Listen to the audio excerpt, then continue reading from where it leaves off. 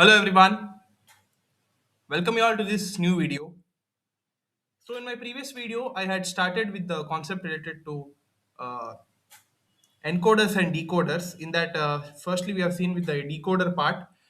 In that, we have discussed mainly two types of decoders. One is 2 is to 4 decoder and 3 is to 8 decoder. Okay, along with the basic block diagram, truth table, and logic circuit. Everything I've explained in detail. Okay, along with some of the realization of some of the min term and max term expressions in terms of decoders. Also, I've tried to explain it. And after that, we have seen with the concept of encoders. Okay, encoders are basically the reverse of decoders, where the output would be written in terms of input and vice versa. Okay, so these many things I have discussed in the previous video, and previously to that I have discussed the concepts related to comparators and some of the important logic circuits. Okay, these many are the topics which we have covered till now. Now we are left with the one last topic related to multiplexers, and after that we will be seeing with the programmable logic devices. Okay, so let us discuss with the today's concept of multiplexers. So what do you mean by multiplexer?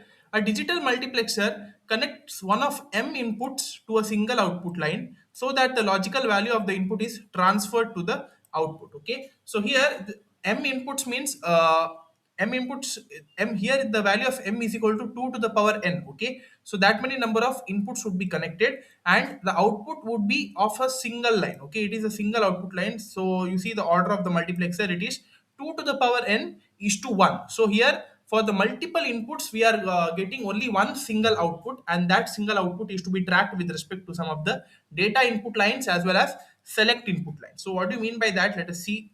Okay, initially you need to be knowing one thing, that is a multiplexer is basically connecting the multiple inputs to a single output. Okay, so this thing you need to be remembering under multiplexers, so that the logical value of the input is transferred to the output. So this is the basic block diagram of a 2 to the power n is to 1 multiplexer. Okay, please note it down. Here it consists of I0, I1, I2 up to I2 n minus 1. So these are some of the data input lines. We are having one enable pin as always, and these are the select input lines starting from S0, S1 up to Sn. Okay, and we are having one single output.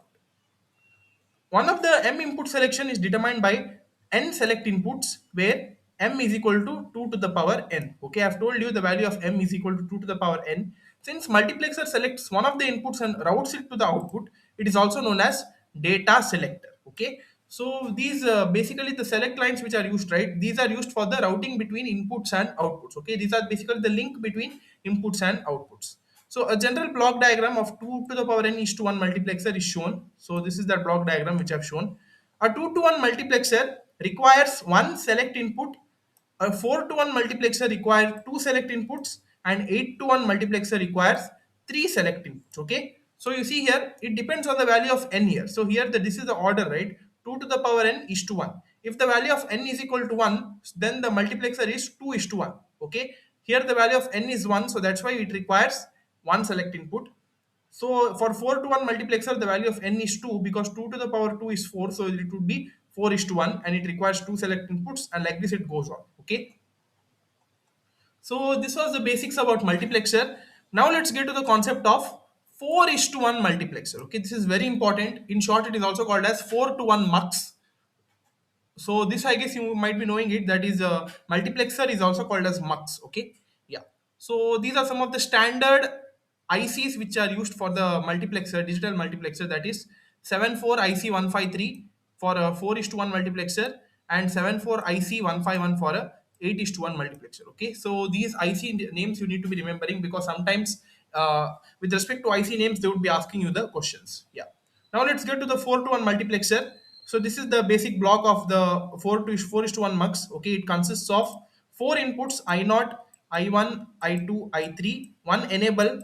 So since it is 4 is to 1, there would be two select lines, S0 and S1, and one output F. Okay, so this is the symbol. And the truth table you see here, it consists of one enable, two select lines, and four inputs, and the output F. Okay, so this is the truth table, and this is the function table. Function table is very essential in order to be getting out the truth table. So the in function table we are having enable, two select lines, and one function. Okay, so in the function table you see, when the enable is 0, the select lines are not valid, they are invalid, because if the enable is 0, the whole multiplexer is turned off. Okay, so that's why the s1 s0 values are invalid here, so that the value of function we would be getting it as 0 here. Okay, but when the enable is active high, that is for all the values of 1, you see here we would be having four combinations for four inputs, that is 0 0 0 1 1 0 and 1 1. And for 0 0 I0 gets selected, for 0 1 I1 gets selected, for 1 0 I2 gets selected, and for 1 1 I3 gets selected. Like this the complete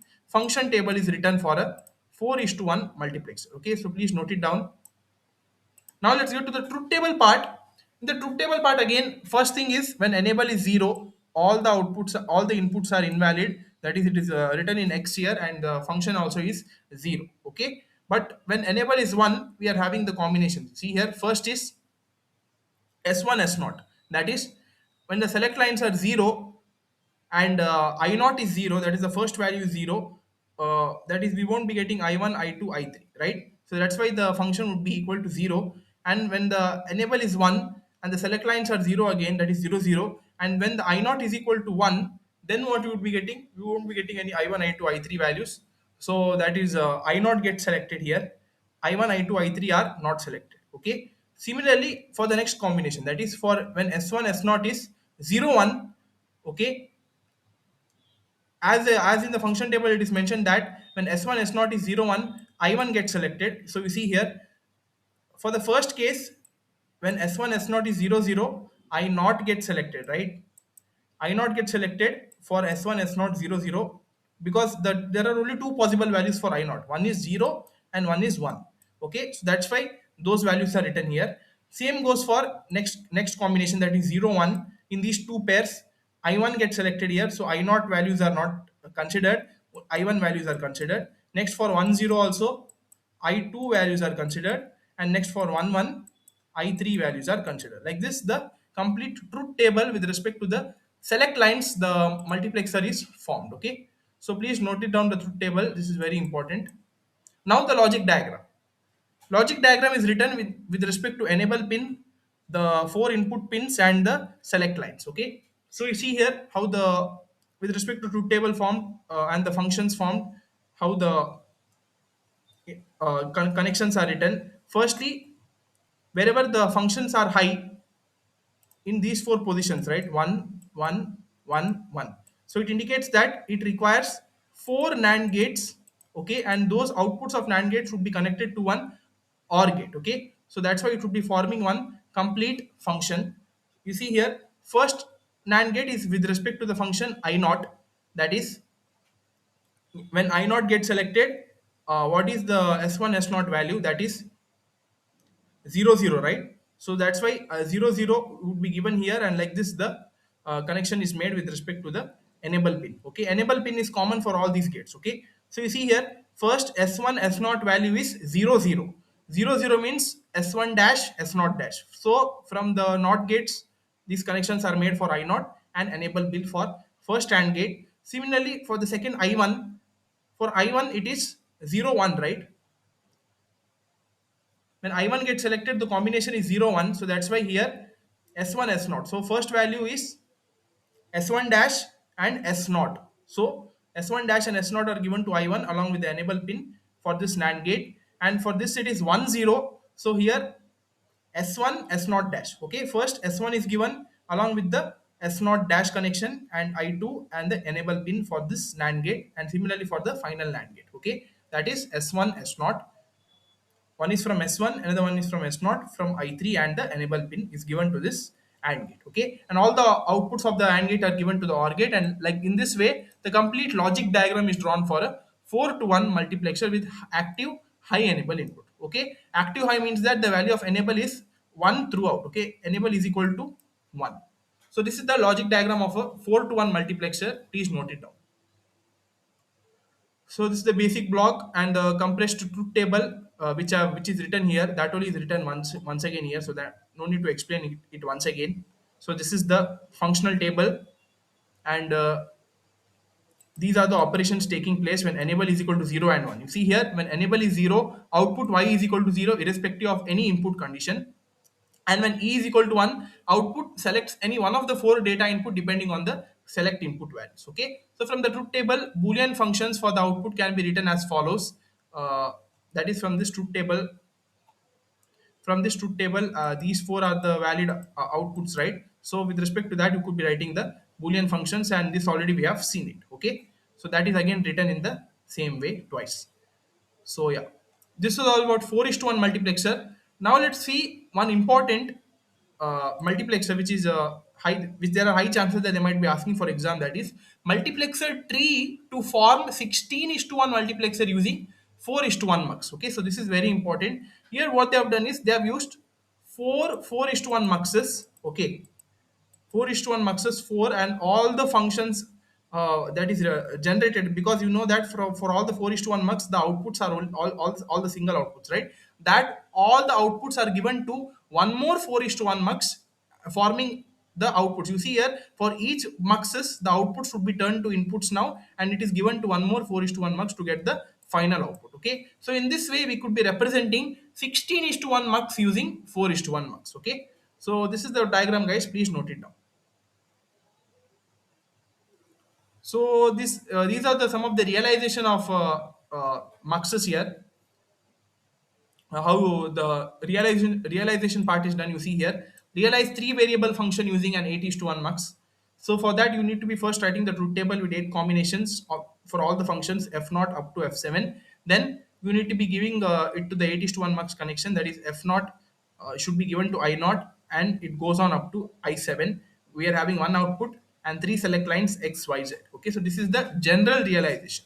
Now for the questions, how you need to be doing, you see here, like this the questions they would be giving you, that is realize the function f of x comma y comma z in terms of some sum of min terms, that is 0 2 3 5. Okay, for that what you need to be doing, it's very easy. What to do is first write all the 8 combinations, then wherever it is wherever the numbers are mentioned there in the function value, you should be making it high. That is, first is for 0, that is 0 0 0 1. Then we are having 2, that is 0 1 0, 3 0 1 1, and 5, that is 1 0 1. Okay, for these four you make it high, and then you need to be mentioning these values in the mux also. You see here, from I0 to I7 you write it, and where this is f0, right? So f0 is 1, f2 is 1, f3 is 1, and f5 is 1. Rest all the values are 0. Enable is always high. Okay, for the select lines x y z, and this is the function. So this is the basic way to represent in the 8 is to 1 mux. Okay, for the, if they give like this question. Okay, yeah. So this is with respect to two variable or three variable functions, how it is written, some other examples. Okay, so yeah, these were all about the multiplexers which you need to be knowing. These are the things which are very very essential, so please note it down, very important. Okay, in the next video we'll see with the concepts of programmable logic devices, PLDs. Okay, so that's all for this video, guys. Thank you.